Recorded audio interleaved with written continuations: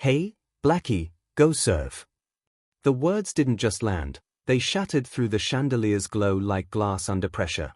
Sharp laughter followed, rolling off the polished marble floor of Manhattan's prestigious Plaza Hotel Grand Ballroom at 1 Central Park South. Danielle Brooks didn't flinch.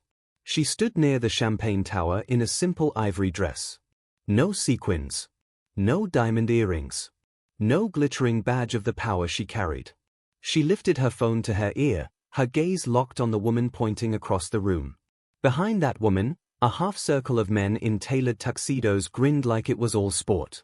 One of them actually snapped his fingers at her as if summoning a waitress. "Before we continue, where are you watching from? Drop your city or country in the comments below. And if you believe in dignity and justice, hit that like button and subscribe." These stories spark real change, and we're building a community of changemakers. Now, back to Danielle. Her voice into the phone was low, deliberate. "It's happening. Cancel the $900 million deal." The laughter faltered, not gone, but dented. They hadn't heard the words, only seen the way she said them. Calm. Certain. Like she wasn't the one cornered, but the one holding the clock. "Which catering company are you with?" the tall man to the right called out, lifting his champagne flute. "If you're fast, we might tip." The woman beside him smirked, leaning in for the kill. "Sweetheart, this is for investors only." The ballroom's music didn't stop, but the air shifted. Eyes turned. A photographer hesitated mid-shot. Near the stage, a young reporter slid her phone from her clutch, the camera lens catching the scene over a line of crystal glasses. Danielle's lips curved just enough to register, not enough to comfort. She'd seen this posture before, entitlement dressed as etiquette. At 28, she'd been escorted out of a boardroom she was scheduled to lead because someone didn't see her name on the list. At 34, she'd been mistaken for her own assistant while negotiating a global acquisition in Chicago's Willis Tower. The man's voice came again, louder.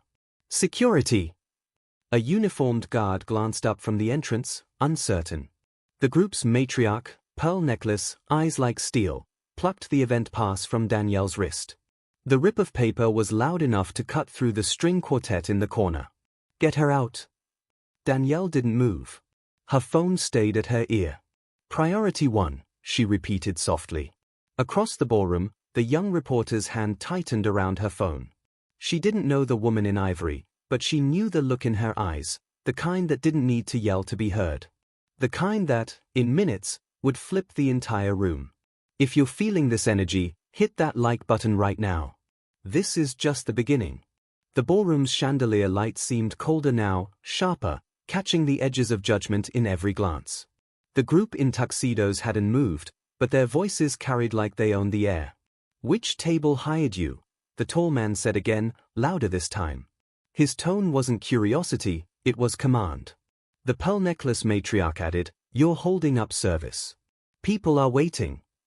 Danielle's eyes didn't leave theirs. She shifted her weight, calm, one hand still at her side. The phone in her other hand stayed pressed to her ear. From near the stage, the young reporter, Allison Reeves, barely 30, angled her phone higher, the camera lens slipping between two champagne flutes. The red record dot glowed. She wasn't just watching now. She was documenting. A waiter passing by slowed, eyes flicking between Danielle and the cluster of overdressed accusers. He didn't say a word, but his jaw tightened. He kept moving. The pearl necklace woman took a step closer, the heels of her navy pumps clicking against the marble like punctuation. "Sweetheart, this event is for investors who actually matter." She glanced over her shoulder at a nearby security guard, a man in his 40s with a silver earpiece. "Escort her out, please." The guard hesitated. Danielle caught that hesitation. Stored it. At 34, she'd watched a hotel concierge at the Four Seasons in San Francisco pause just like that before telling her the penthouse was already booked. That pause always came when policy met prejudice, and neither side knew which would win. The guard finally walked toward her, slow, cautious. "I'll need to see your credentials."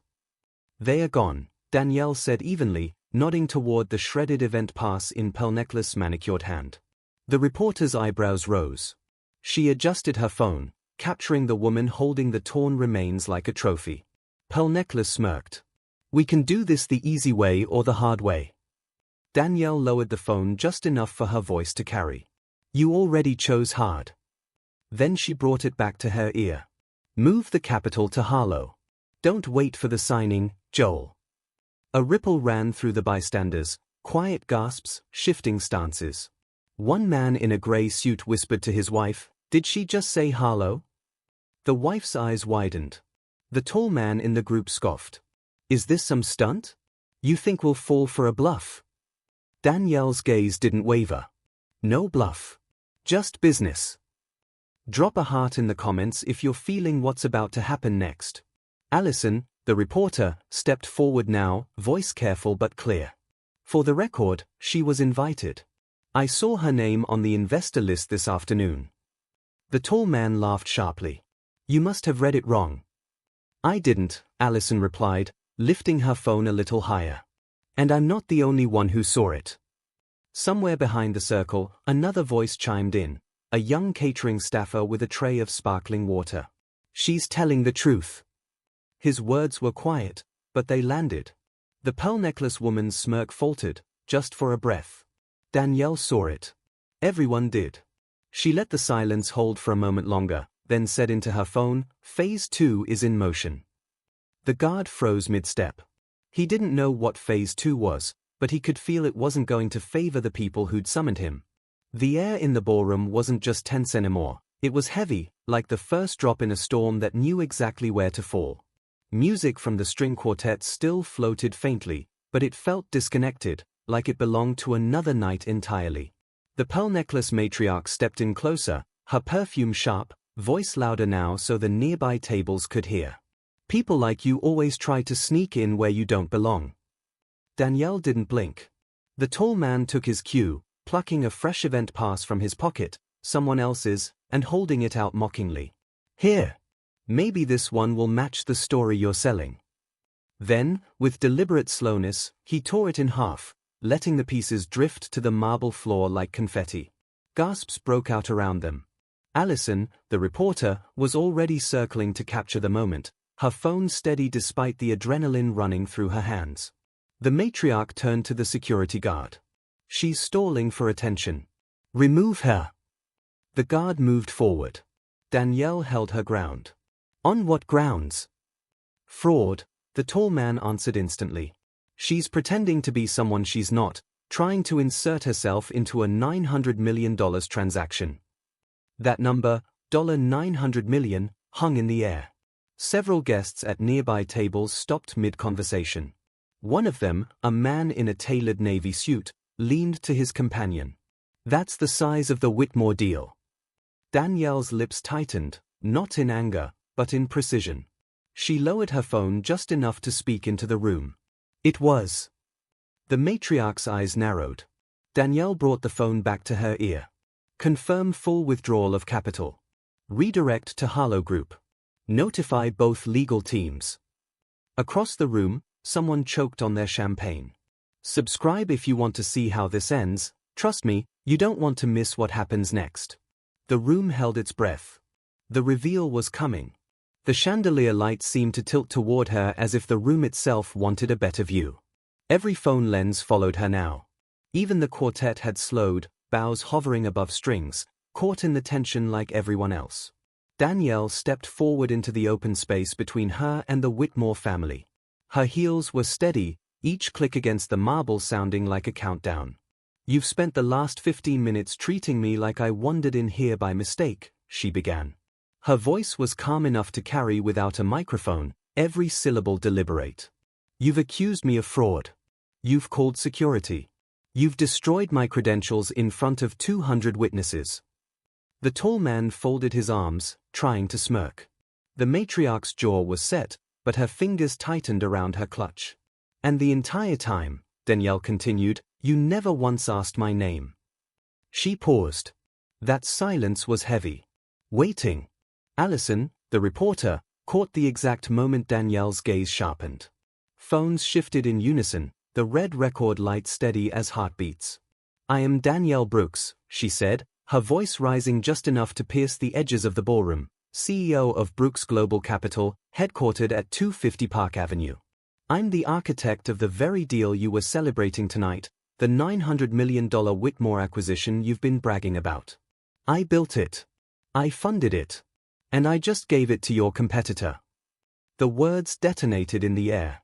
The matriarch blinked, lips parting as if to argue but finding no words.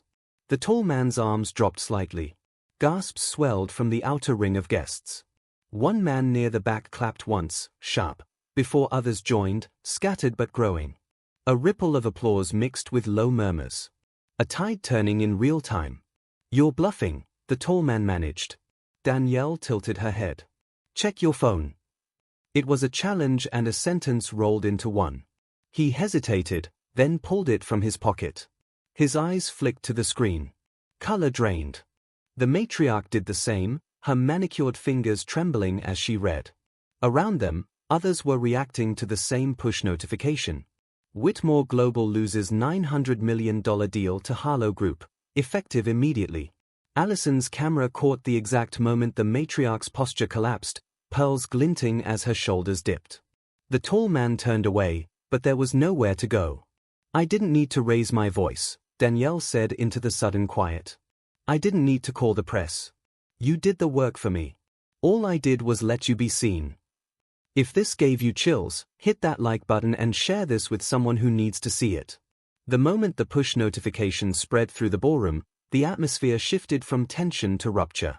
Conversations fractured mid-sentence. Glasses were set down too quickly, the crystal ringing like alarm bells.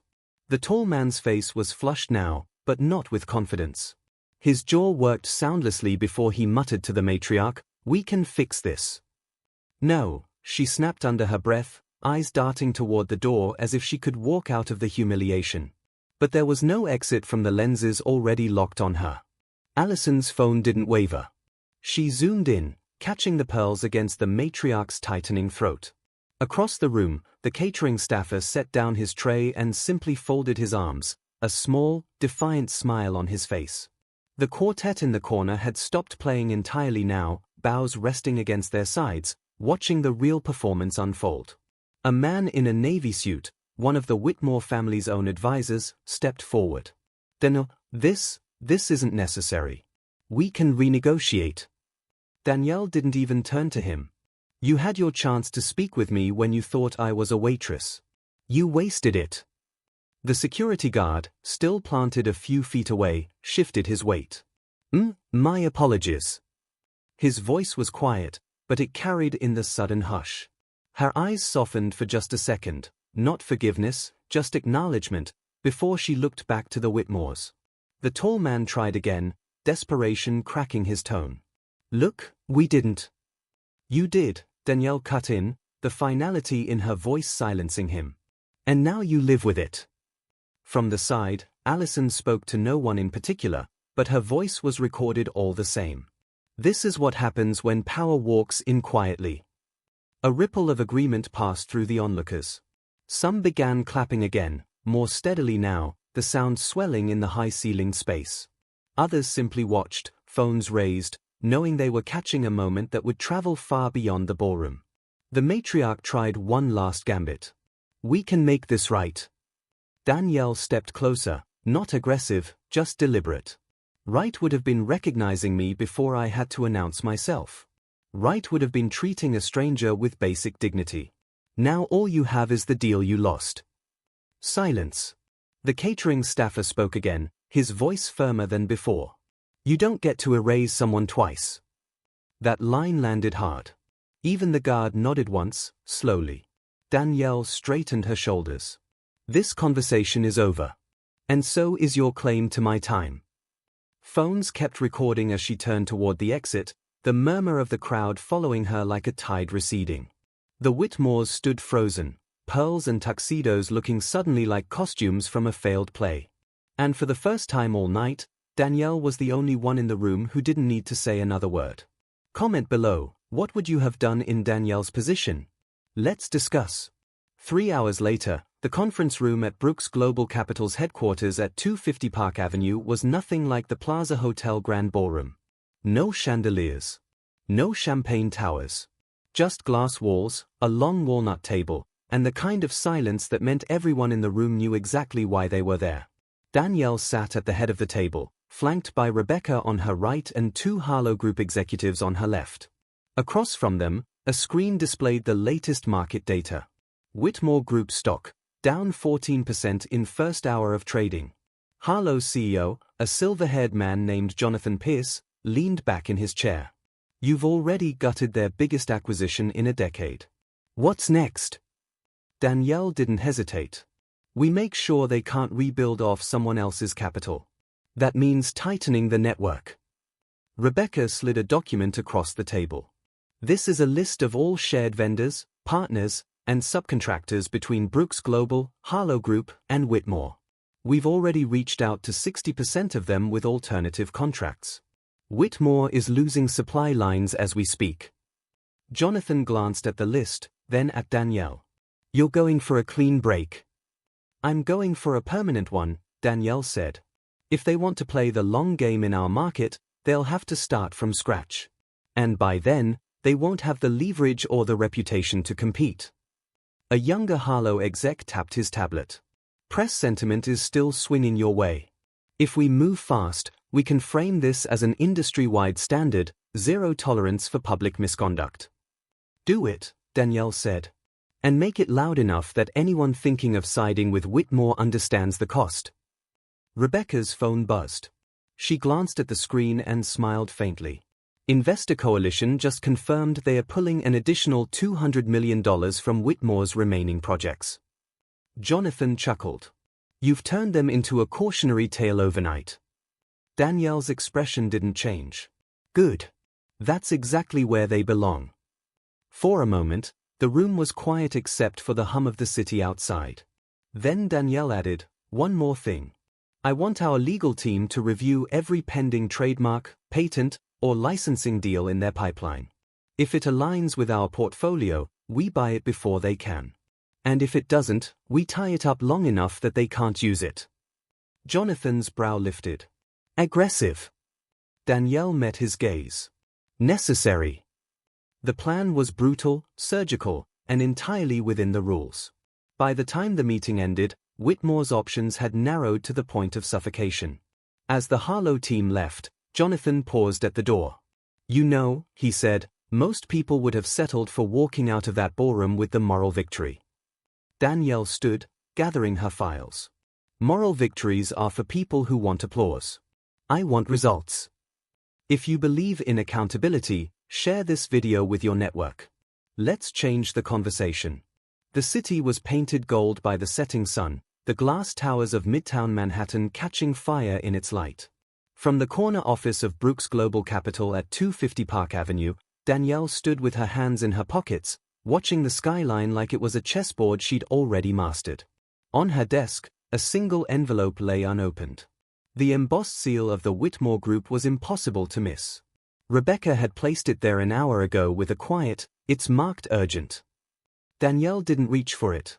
Instead, she turned slightly toward the wall of windows, her reflection overlaying the city beyond. Power wasn't in the letter they'd sent. It was in the fact she didn't need to open it to know what it said. Pleas for reconsideration. Half apologies dressed as diplomacy. Maybe even an offer to buy back her favor. Behind her, the muted television played a news segment, clips from the gala. Headlines scrolling beneath. Danielle Brooks sets new standard for corporate conduct. $900 million deal collapse sparks industry reckoning. The anchor's voice was crisp.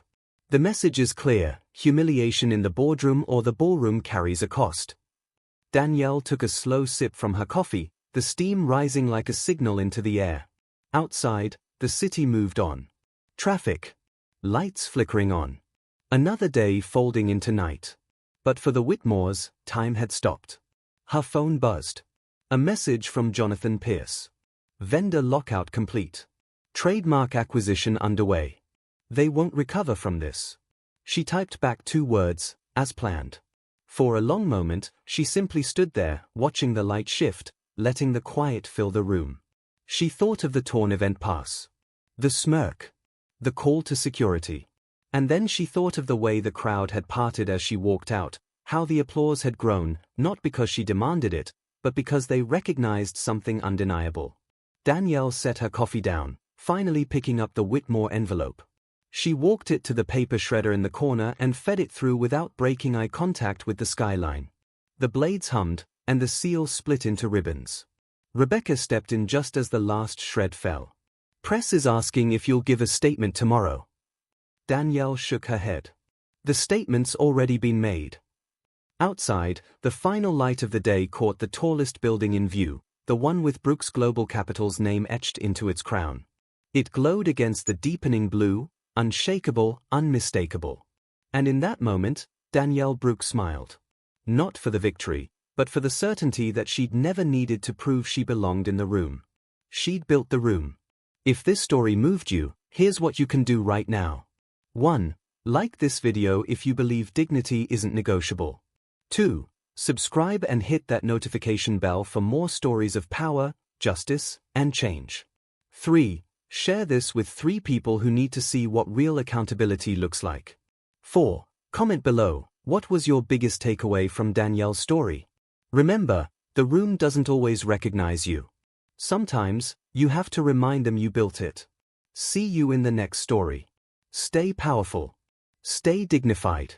And never apologize for the space you've earned.